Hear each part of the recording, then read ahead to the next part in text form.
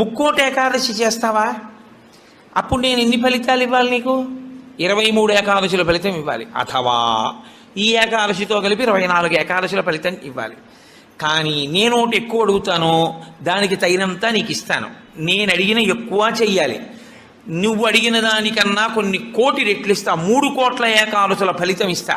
కానీ మామూలు ఏకాదశుల కన్నా విరుద్ధంగా నువ్వు దీన్ని చెయ్యి.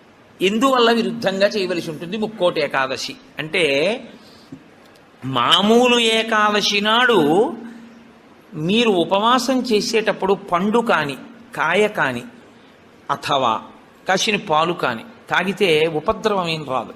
దానికి దోషం పట్టదు శాస్త్రం. ఎందుకంటే శాస్త్రం